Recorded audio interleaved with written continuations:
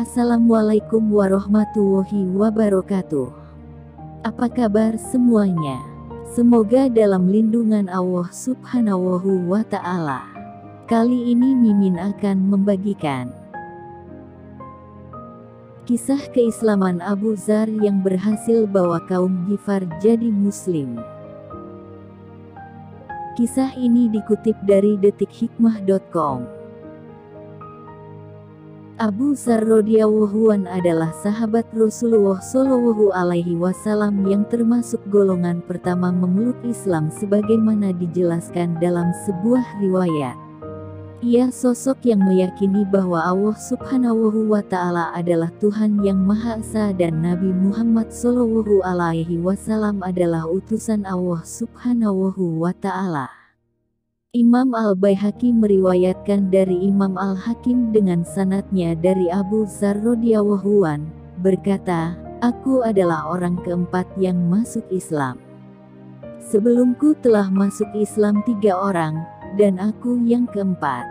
Aku mendatangi Rasulullah Shallallahu Alaihi Wasallam seraya mengucapkan Assalamualaikum wahai Rasulullah. Aku bersaksi bahwa tidak ada Tuhan selain Allah dan Muhammad utusan Allah." Pada waktu itu aku menyaksikan keceriaan pada raut muka Rasulullah Shallallahu Alaihi Wasallam. Abu Dzar radhiyallahu anhu adalah seorang dari kalangan kaum Ghifar yang dikenal sebagai orang-orang yang gemar merampok.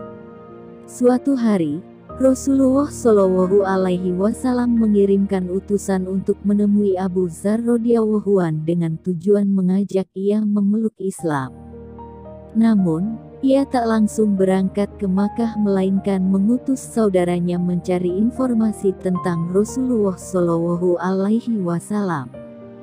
Telah diriwayatkan oleh Imam Bukhari dari Ibnu Abbas radhiyallahu anhu berkata, ketika utusan Rasulullah Shallallahu Alaihi Wasallam tiba pada Abu Dzar, dia berkata pada saudaranya, "Pergilah ke arah lembah ini, dan mintalah keterangan dari orang yang menganggap dirinya sebagai seorang nabi yang diberikan wahyu dari langit.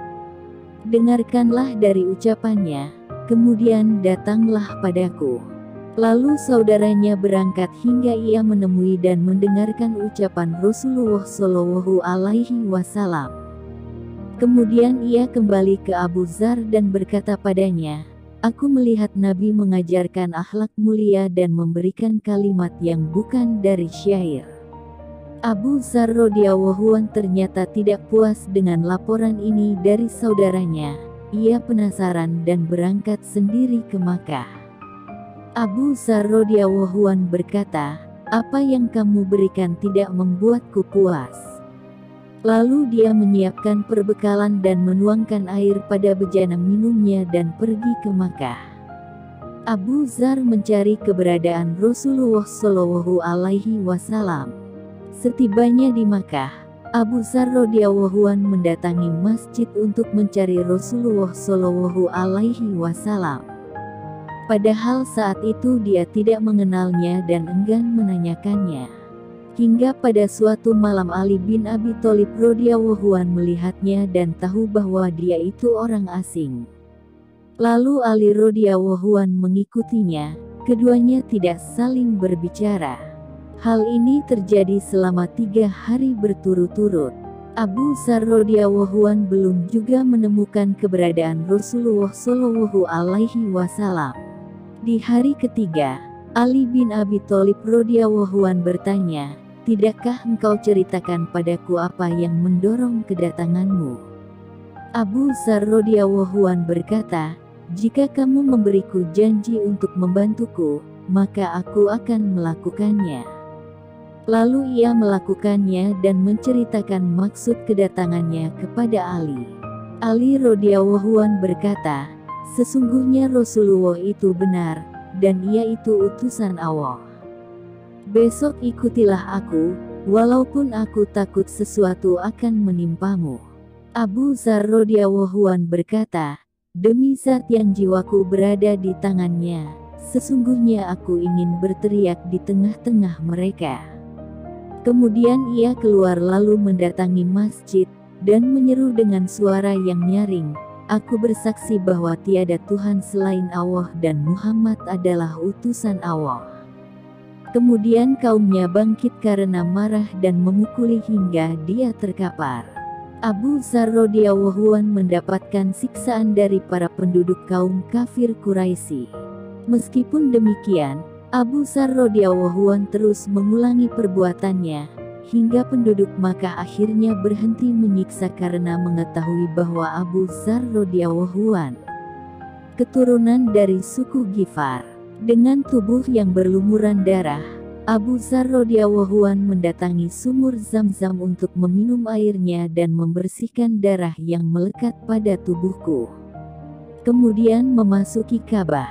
Abu Dzar radhiyallahu anhu tinggal di Makkah tanpa perbekalan apapun. Ia setiap hari hanya mengonsumsi air Zam-Zam. Meskipun demikian, ia tidak merasakan lemah ataupun kelaparan. Pertemuan Abu Dzar dengan Rasulullah Shallallahu Alaihi Wasallam. Selama 30 hari Abu Dzar radhiyallahu anhu bertahan di Makkah demi menunggu Rasulullah Shallallahu Alaihi Wasallam. Sampai pada akhirnya, Rasulullah Shallallahu Alaihi Wasallam bersama Abu Bakar radhiyallahu anhu mendatangi Ka'bah untuk tawaf dan sholat.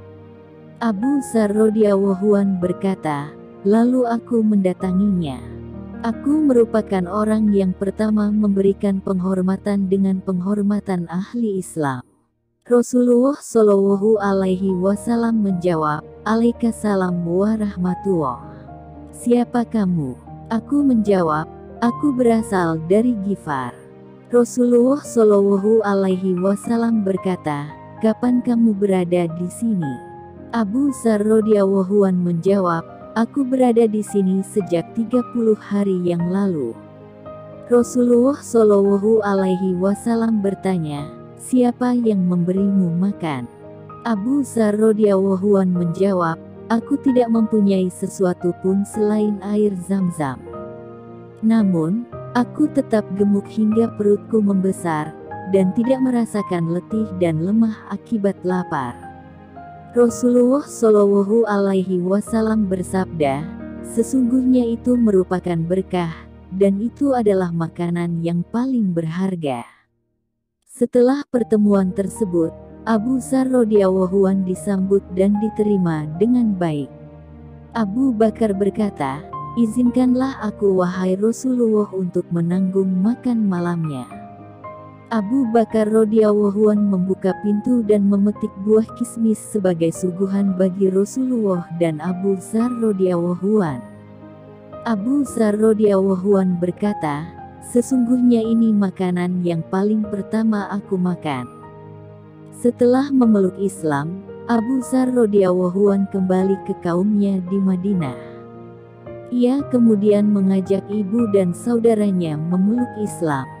Hingga akhirnya hampir seluruh kaum Ghifar menjadi Muslim, bahkan sebelum kedatangan Rasulullah Shallallahu Alaihi Wasallam di Madinah. Wallahu a'lam. Demikian yang bisa kami sampaikan. Semoga bermanfaat. Sekian. Wassalamualaikum warahmatullahi wabarakatuh.